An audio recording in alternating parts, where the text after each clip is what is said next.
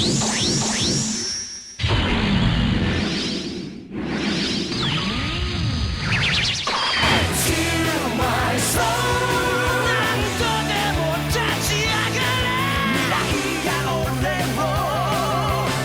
boy Zappa, King of the Giant Robots, and welcome back to Super Robot Wars Alpha 2. Previously, Balmar got fucked. They've got their own problems and they're taking it out on Earth. It's not our fault. We didn't do anything. And so now, we have to see what's happening next. Let's shoot some robots.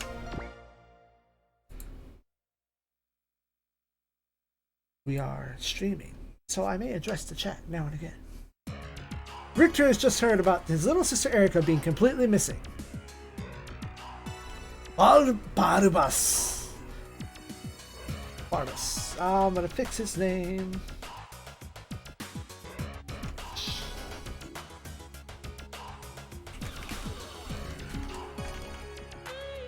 I can type.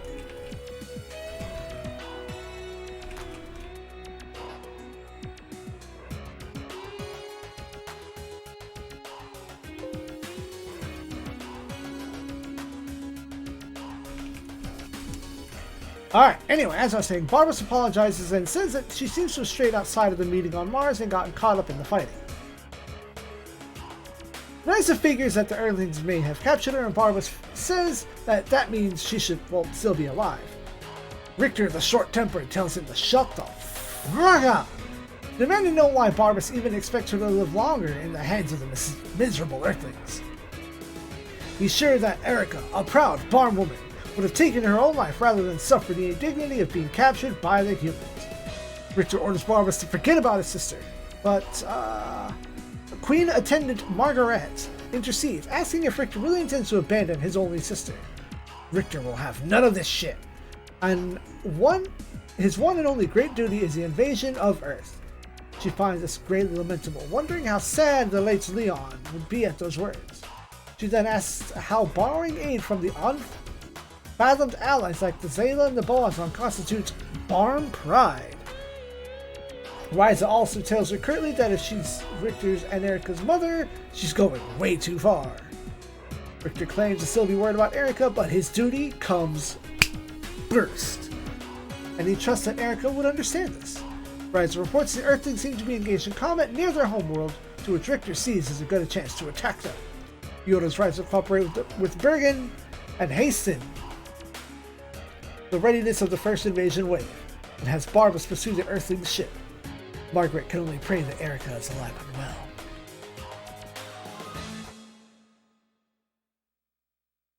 well. Lo and behold! Erica is the very girl that Kazuya happened to be rescued. Wouldn't you know it, Erica has temporary amnesia and can't remember much more than her name. But Kazuya stops her panic and tells her to rest easily and recuperate from the shock that she's had. He tells her that he'll be back to check on her later on.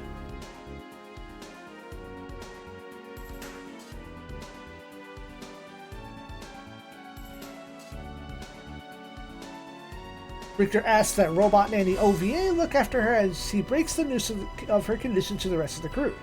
Yu, ever suspicious and observant, isn't necessarily buying the amnesia story. He points out that the Barmians sent more than just one negotiation to Mars. The Barmians sent more than just the negotiators to Mars, and there was a lot of confusion. God, I can't read. When the fighting started. There's certainly no guarantee that this really is amnesia. Kyoshiro likes that concept. Though all the colonists aren't accounted for yet, this pretty girl could just be a Barm spy. After all, roses have thorns. Team Good Thunder is about to start up the usual levity, but a distraught Kazuya seems very sure that Erica is not a friggin' spy. Knock it off. He admits that he has no basis for saying as such, but he just can't see her as a spy. No. Kyoshiro wonders if this is a case of love is blind, and it takes Kenichi to stop a full-blown argument from breaking out. He points out that all we have to do is actually investigate this girl to find out what she's about. Dummies! Kazuya huffs off, distraught over both this woman and the loss of his father. Shingo points out that Erika was discovered near the meeting hall, an area supposedly off limits. Her clothing was clearly non-military, making it all the more suspicious. It's certainly true that Erika doesn't have the wings that other Barmians have, but Yu points out that if those could somehow be removed, then the Barmians are indistinguishable from other humans. He wonders if Yu's being too suspicious, but he says that when people are happy drawing class distinctions and discriminating by them, trust shouldn't be given lightly. And this goes double for alien races. Yu, being a dick.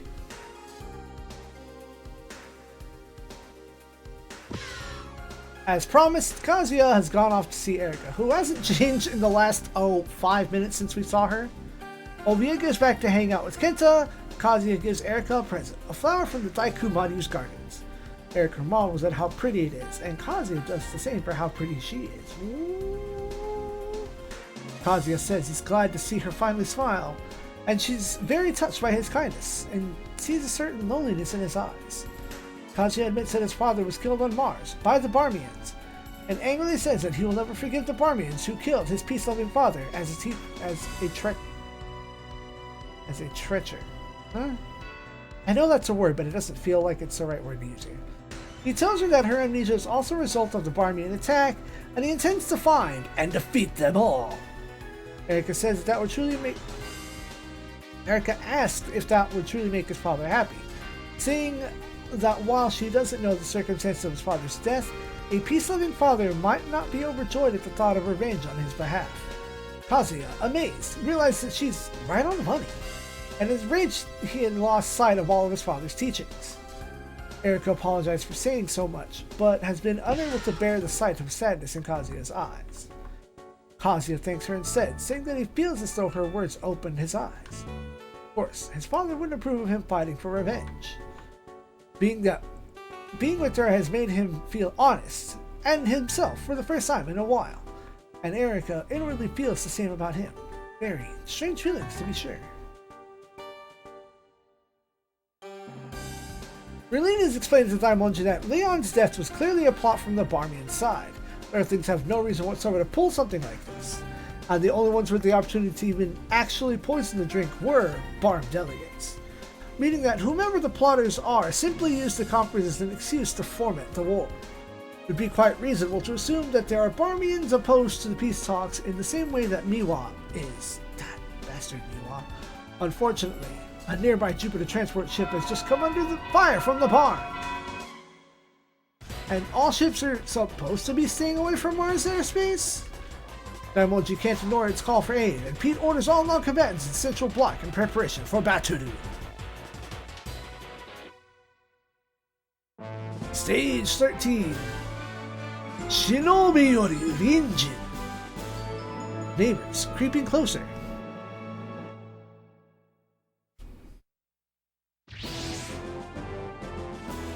We get 13 squads. Well, let me turn my page real quick and see how they deploy. As is tradition, back row.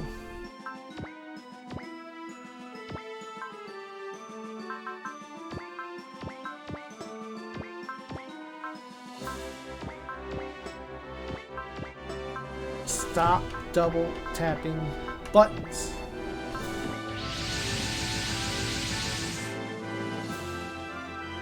Something weird is going on. The Jupiter ship isn't responding to our hailing and doesn't appear to have deployed its defensive mobile suits. Barbas thinks he can take us all down without any help from Bergen. Kazuya will not let such a thing happen.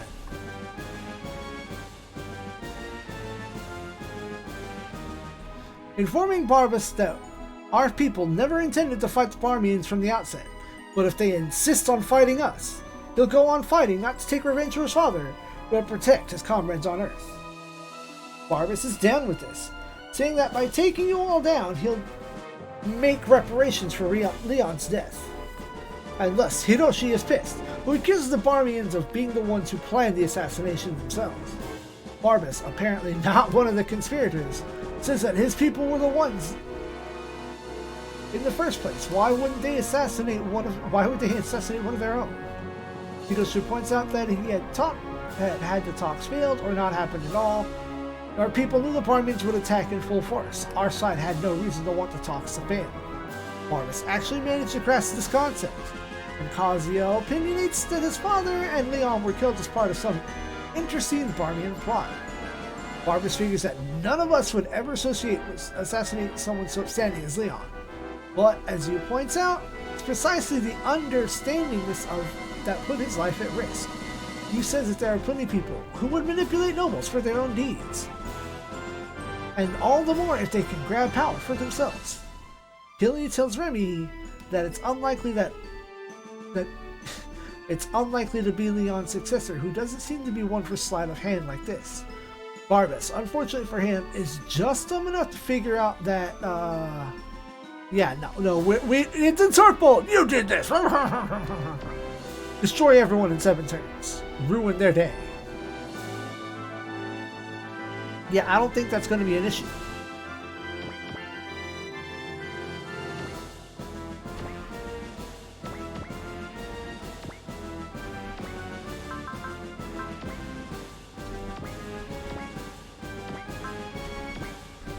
Give them the yo-yo. Oh no, I turned it off. Not according to plan.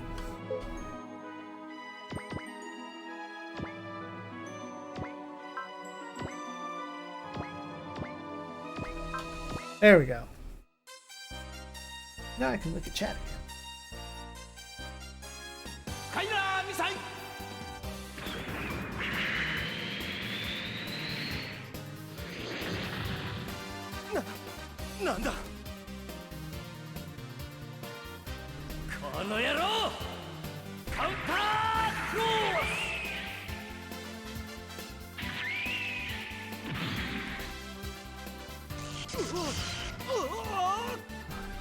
Guy King Goo.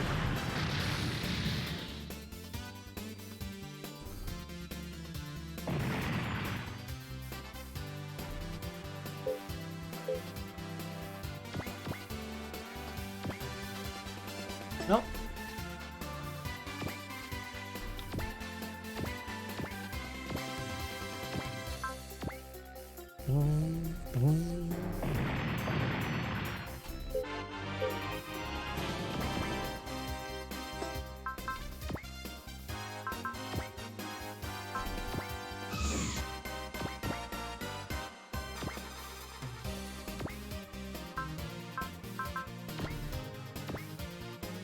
Okay.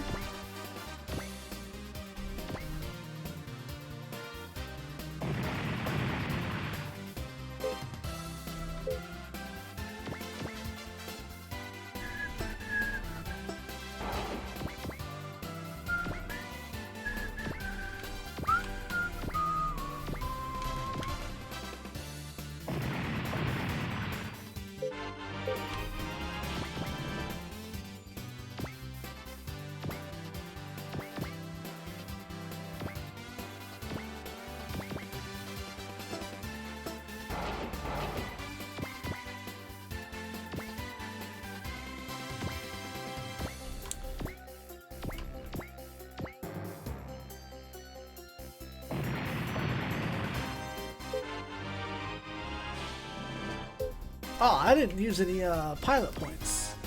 Again.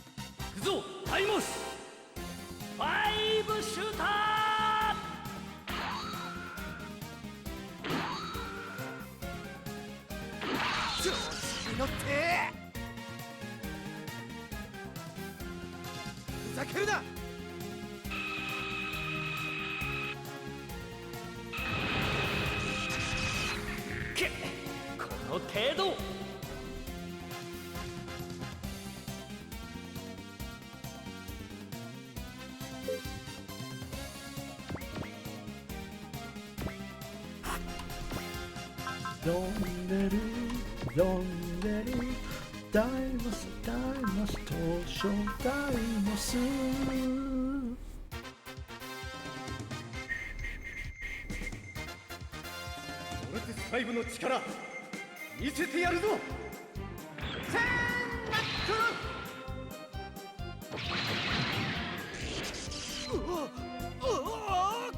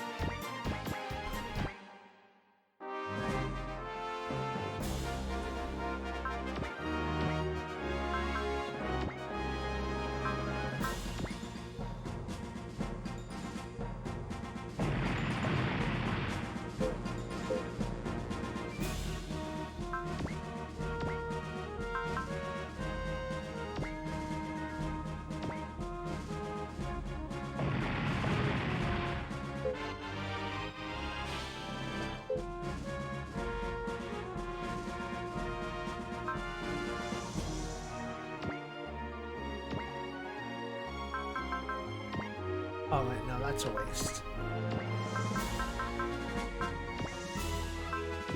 Give him the bazooka!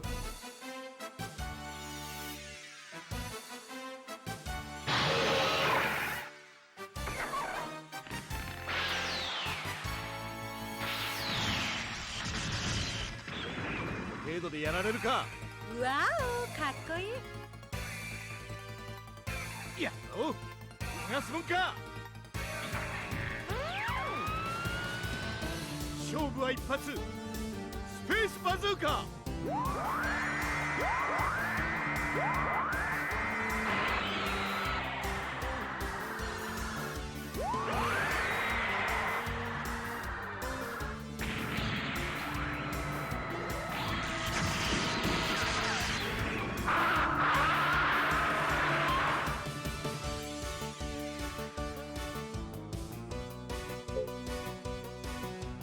True space number one. Set go to machine number one. Gashi go, gashi go. Go shoulder. Microwave clear.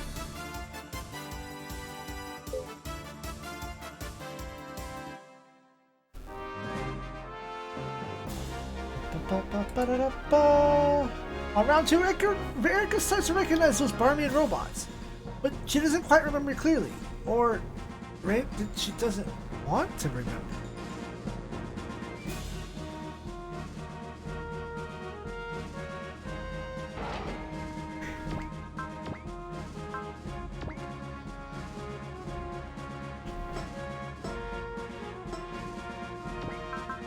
Dang it, go the other way. Get financed. Wait, why don't I do that?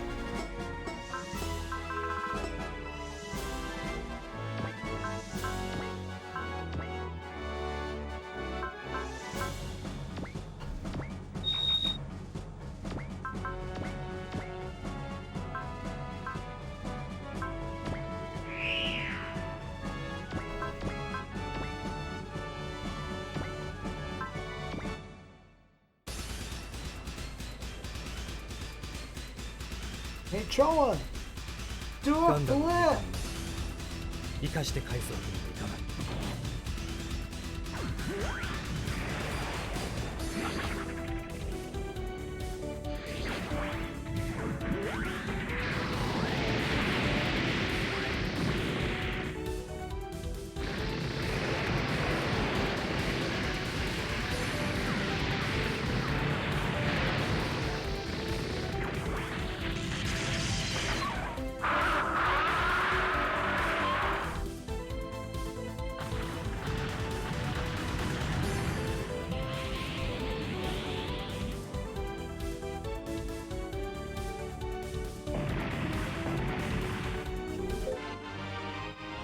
Very good. Hey, shouting.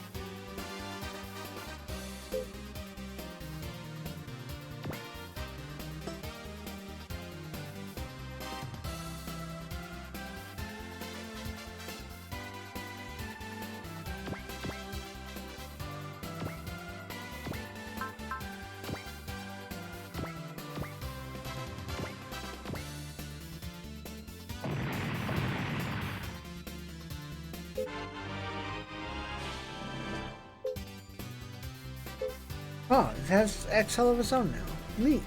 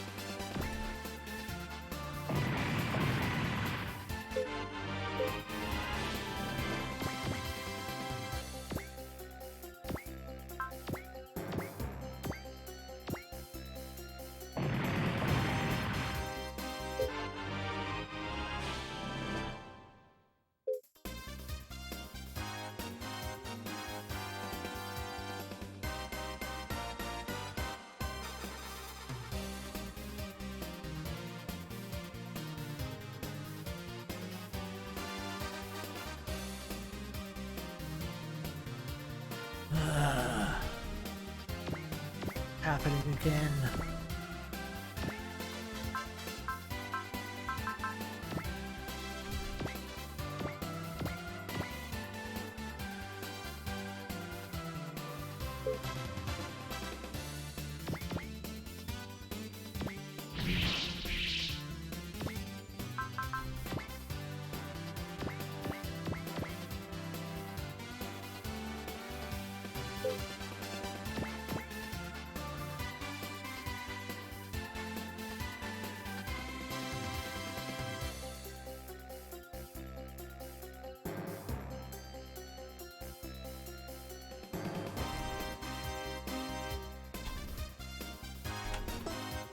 What is even going on today?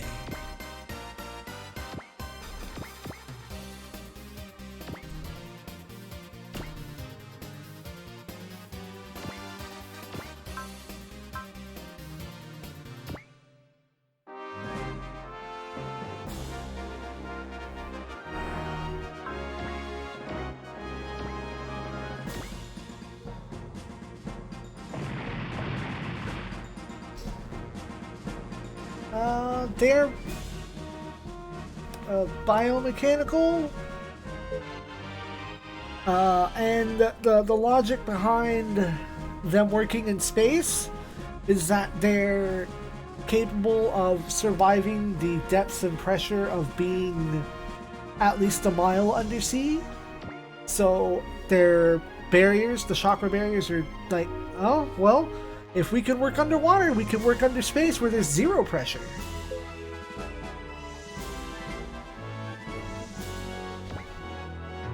Boo? Boo? It actually does, yeah.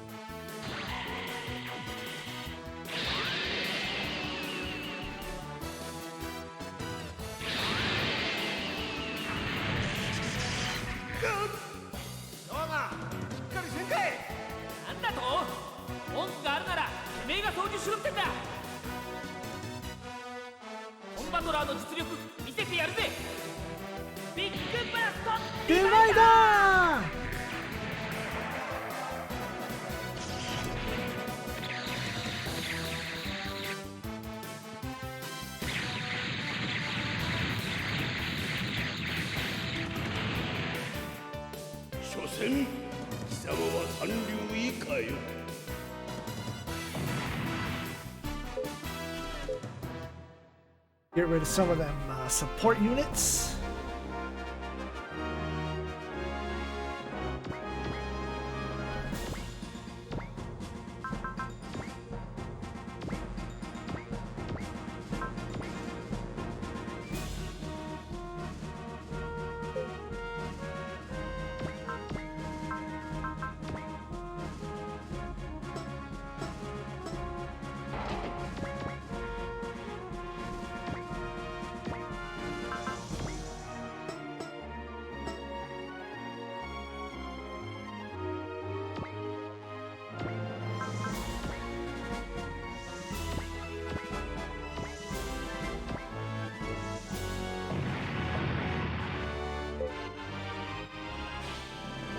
Spin!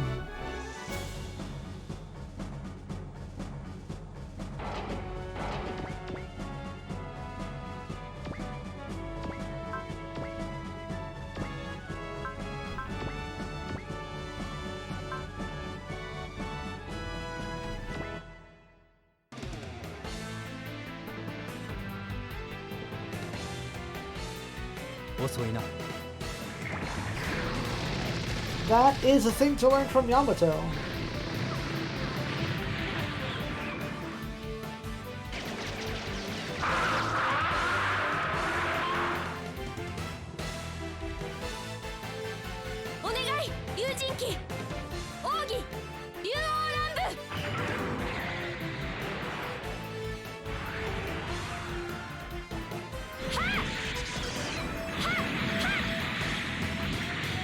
That's how they got the submarine from Full Metal Panic to work. It's like, underwater is the same as space. We just need to help it break the atmosphere.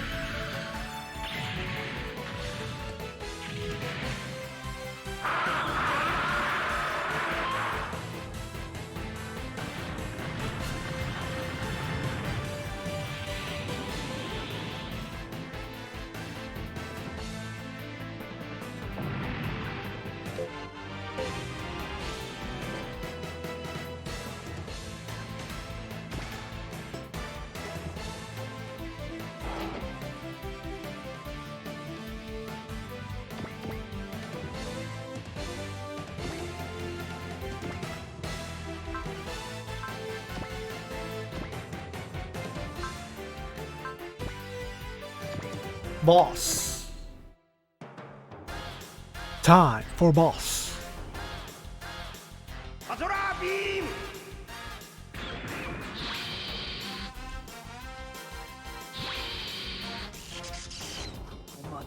Time for boss cancelled. しまった脱出を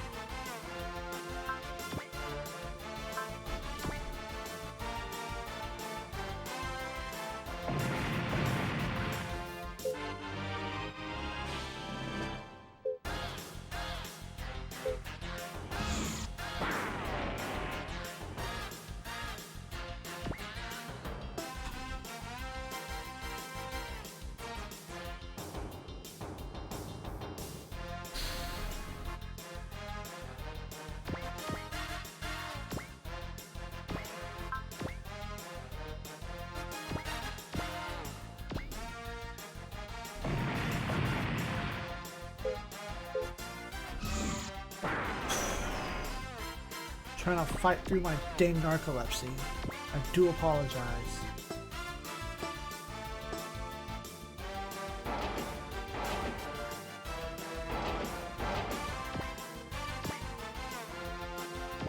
So you're telling me that Neo is a great game?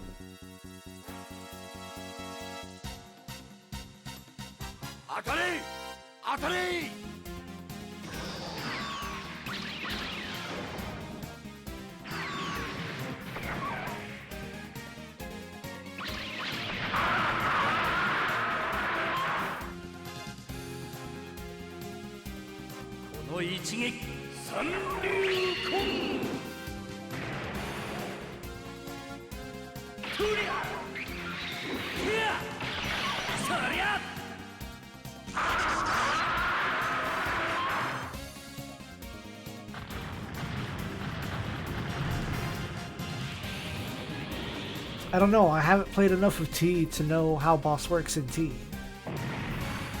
I just know that boss is super good in Neo.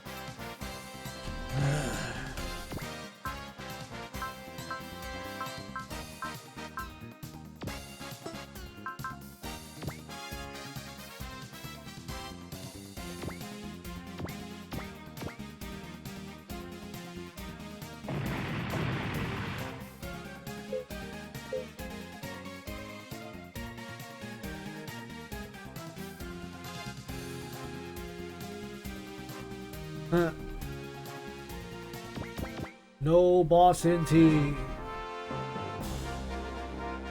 Well, I wouldn't want boss tea. I want boss coffee. Not that coffee that works for me anyway.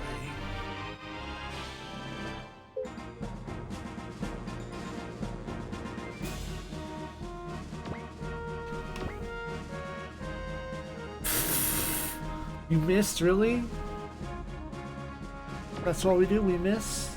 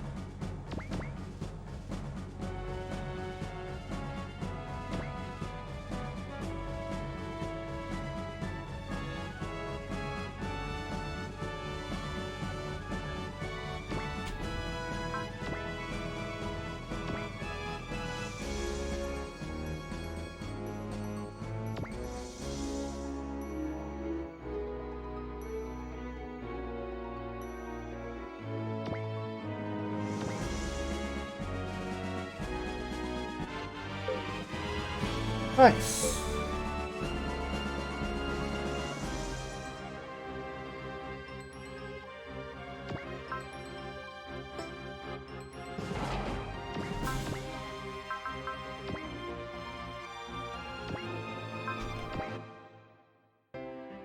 I might have botched that.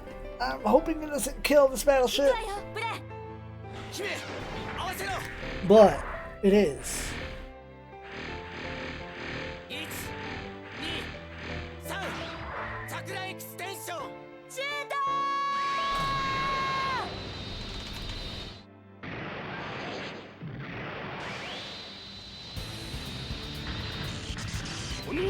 Perfect.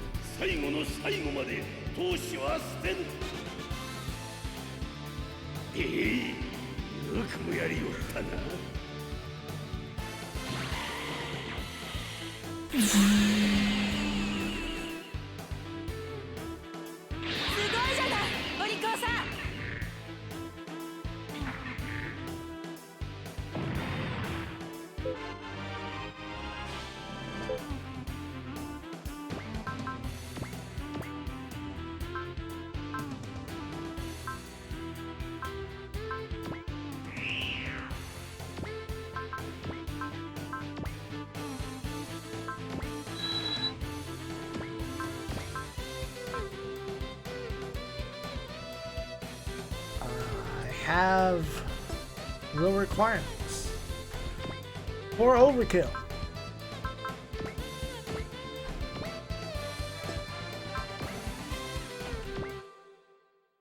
Overkill.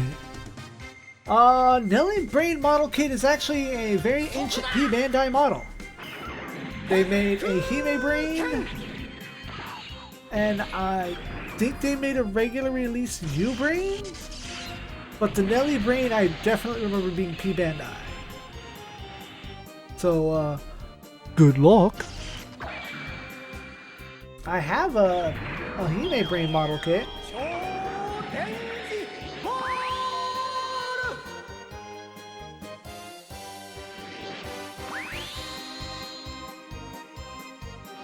I remember seeing a picture of it once during an extensive Google search. He sucks!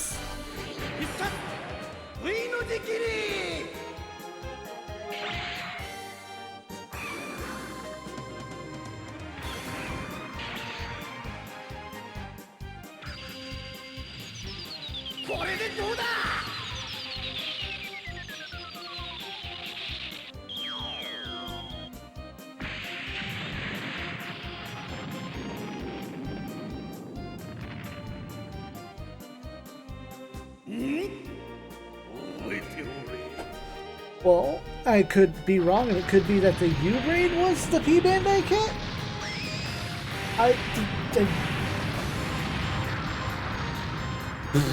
I don't know. I know that there is a ancient P-Bandai brain-powered model kit. Give me your finances. Barbus is worth the booster. Goodbye! Hey! Skill point! Gad! Our people still received no response from the Jupiterian ship, and since our people never called for one, it must have been sent from the Jupiter side. Diamond decides to pull away for it and send some people in to investigate. Banjo will conduct a search after he manages to get Topo to stay behind, and takes along Noin, Hito, and Duo.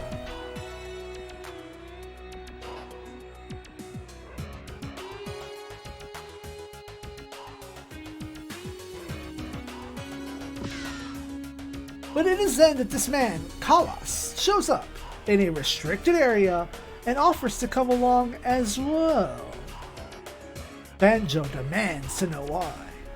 He says that in his youth he once boarded a thousand Jupiter ship and is offering his knowledge of the ship's layout should anything go awry. Banjo reluctantly agrees. Well, next time, let's explore the Southern Jupiter. Thousand Jupiter. Good night, Space.